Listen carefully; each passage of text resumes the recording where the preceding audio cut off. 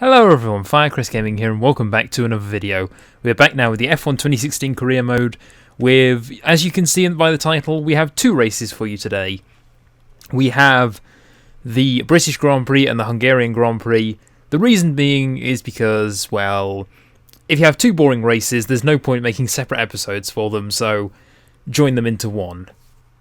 And frankly, I do want to skip over this first season a bit quickly because I made a decision coming into this, is that I'm going to pretty much write off this first season as such. It's not going to really mean anything. The only thing that I can compare it to is the actual standings in the game and how that corresponds to the actual results if this had been one big career mode. So that's including the results I had in the Manor in the very first attempt. But regardless, we saw obviously Renault and Williams both getting 2 upgrades for themselves. And ourselves, I believe they said we need to qualify in 12th or higher. And obviously then beat Grosjean and Vettel. Grosjean, maybe. Vettel, definitely not. But we're still saving up for those, either one of those 2 upgrades, the chassis weight or the downforce. You have your progress history. Obviously, those are the upgrades that we have done throughout the season. And, yeah. Without further ado, let's move on to qualifying. I am not good at this at all. Why do I even qualify? What's the point of me qualifying? Here's a look at your top. Hi, guess who? I've seen the team's expectations for the race, so I thought I'd pass them on and wish you luck. Take care. So those are our race goals. Finished the race in, I believe, 8th or higher. Beat Vettel and beat Grosjean. Again, Vettel no, Grosjean should do. But I guess, without further ado, we will move it on to what could be our most important Grand Prix of the season, which will be our home Grand Prix, the British Grand Prix at Silverstone. Let's get this one on the road. We're right back where it all began. The very first World Championship Grand Prix was held here at Silverstone in 1950, with Giuseppe Farina taking the top step of an all-Alfa Romeo podium. He earned 9 championship points that day on his way to the inaugural title. His winning total at the season's end, just 30 points. My, how times have changed. So let's see who can reach the top step of the modern podium today. Straddling the border of Northamptonshire and Buckinghamshire, the 18 corners of the Silverstone circuit form the 3.6-mile beating heart of Formula One. It's been reinvented over the years, with Turn 1 now the fast right-hander of Abbey, along with 2 DRS zones on the Wellington and Hangar Straights respectively. But the magic of racing is as strong here as it's ever been. With me today is a man who's no stranger to the thrills of Silverstone. He's a past winner here in sports cars, of course. It's our good friend Anthony Davidson. You seem particularly excited for this one, Ant. Is there something you want to tell me? Oh, just looking forward to it, Crofty. It's always a very special atmosphere, and also I started karting in the late 1980s, and I was here for that epic race in 1986 with Mansell and Piquet fighting each other right here at my home Grand Prix. So coming back to Silverstone always means a lot, and looking at the crowd today, it's clear that none of that spirit has been lost. And also, we just have such a fantastic field this year. Some very close competition and conditions that should make for some great racing. I can't wait. Okay, I know it's your home Grand Prix, but treat it like any other race. Don't take unnecessary risks. So as we are ready now on the grid for the British Grand Prix, 4, 5 lights. Lights down, away we go. Pretty good start off the line, must be said. Trying to jump the Toro Rosso Danica Kvyat and looking behind the Williams and our own teammate of Romain Grosjean through the first couple of corners, trying to get on his tail.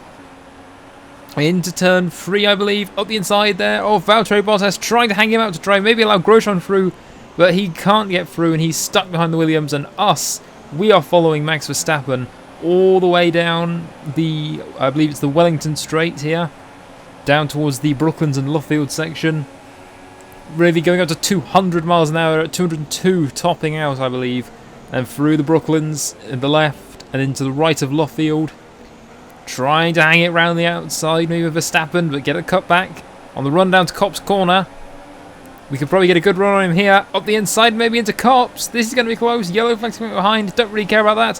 What I do care about is overtaking Max Verstappen for now 6th place in this race. And cut to emptiness. That's pretty much what this race was. Pretty good start. Got up to 6th. Passed Verstappen. That was it.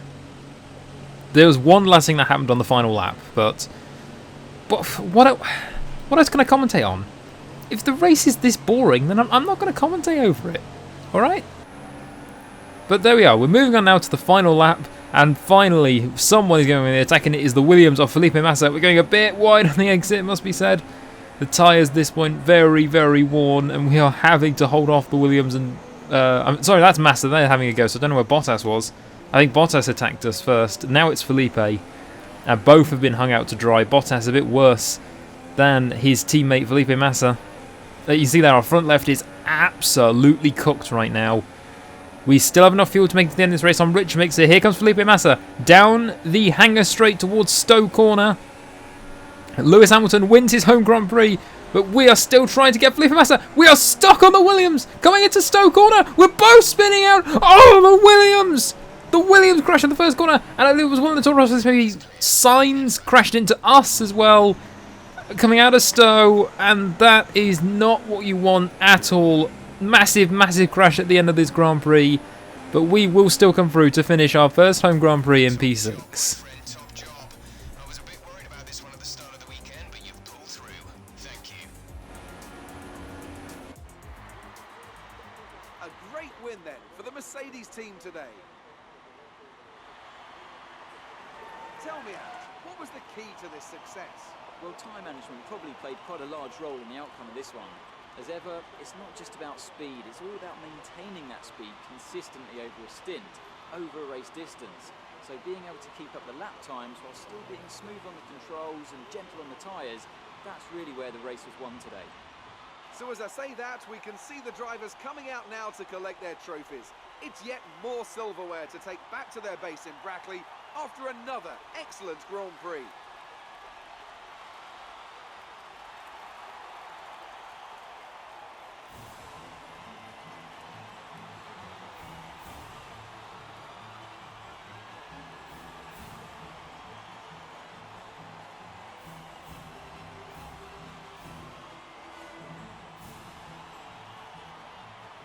However, as I previously said, we're going to move it straight on to the Hungarian Grand Prix. Hi, it's Emma.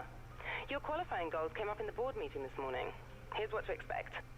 Frankly, there's no point even trying for these qualifying objectives anymore. I've clearly shown that I can't qualify. And also, I should mention at the end of Silverstone, we got a downforce upgrade for this race, the front wing cascades, which hopefully should give us a good bit of advantage now.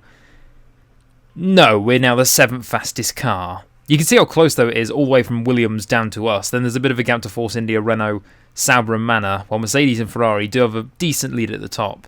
But we're just trying to save up for those upgrades, particularly engine power, because that will be coming for the Belgian and Italian Grand Prix, and we really, really do want those upgrades to try and get every advantage we can. But how badly did we do in qualifying?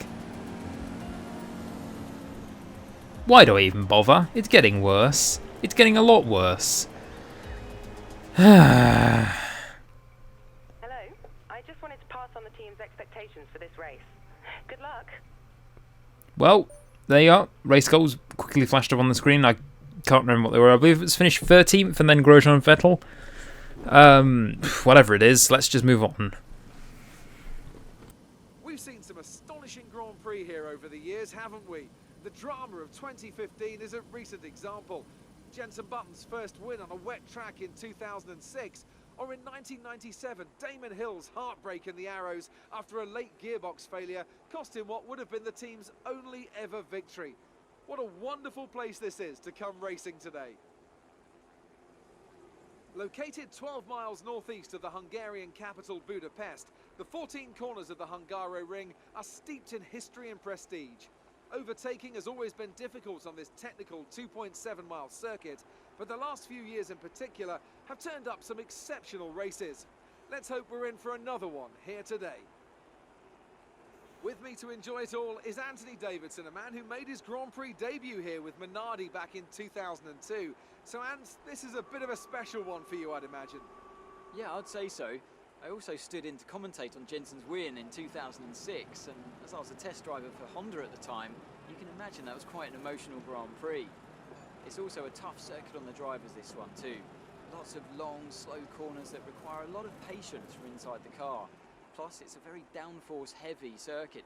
I mean, it's all relative, of course, but if you're lacking a bit in downforce, or if you've got a bit of an imbalance in the setup, this is definitely one of the worst places to have to deal with that. Okay, be wary of the cars ahead braking suddenly into one. We could ruin our race if we hit them. Good luck. So now on to the start of the Hungarian Grand Prix. We have 1, 2, 3, 4, 5 lights once more. Lights out and away we go in an intermediate condition Hungary right now. And everyone charging down towards the first corner. Really pushing it. Valtteri Bottas, they're swerving about at the start.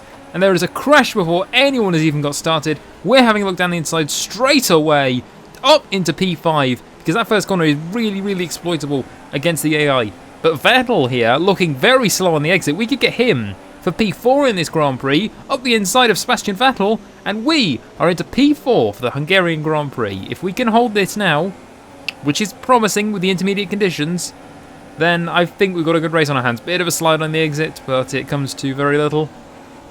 And we hold P4 behind Daniel Ricciardo. Doesn't look like we can attack him. But this is how big the gap was between something happening. As we move on to lap 12 now, Sebastian Vettel hits us as we try to defend from him. Ricciardo, as you maybe just heard from the radio communication, has absolutely shot off into the distance. I believe it was 11 seconds up the road. And the leader, Hamilton, is just even further ahead. He's about 20 or so seconds by this point. But this last corner, we were getting a supreme exit from it every single time, but it was just under brakes. The AI was so much braver and they could put so much more pressure on the brakes. And here we are into turn 1. We're maybe a bit cautious, and Vettel hits us once more. And surely, after hitting us twice at that speed, and hands up at him, rightfully so, surely he's got to be sustaining some sort of damage from that. He can't be hitting us that many times without having damage.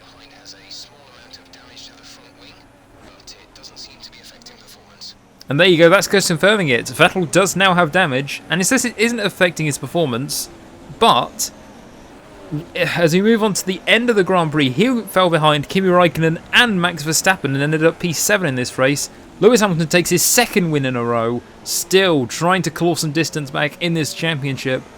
But we are just holding our own into the final corner now. And Kimi Raikkonen is going to have one last attempt, but this has been our corner the whole of the Grand Prix. It's still ours up to the line for a fantastic P4 result in the wetter Hungary. Which makes you think, P4 in Austria, P6 in Silverstone, P4 here. Is it 6th in Belgium? Sorry, not Belgium, Germany's next. Stuff from Mercedes today. That's another historic win. Anthony, what do you think made the difference here? It's a heroic effort for any driver to race in conditions like these, and seeing them fight their way to the front was very special indeed. They were able to find all the grip, all the good lines, and have the confidence to get on the power to top it all off. That's what pushed them into first place here today. And here are our podium drivers today after that excellent race. They've excelled here, as they so often do, and it's a well-deserved victory. Mercedes, then, are on top today.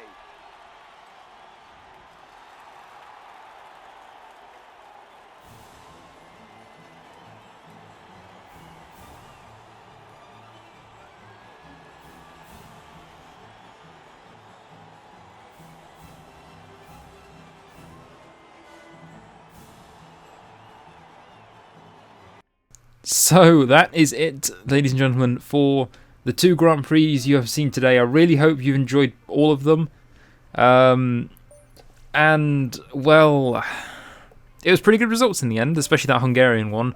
But I'm going to look forward to Germany, where hopefully we can lose some of this rain, because it is not nice driving in the wet conditions in this game. Not too bad for Inters, but for just general wet conditions. Ugh, no.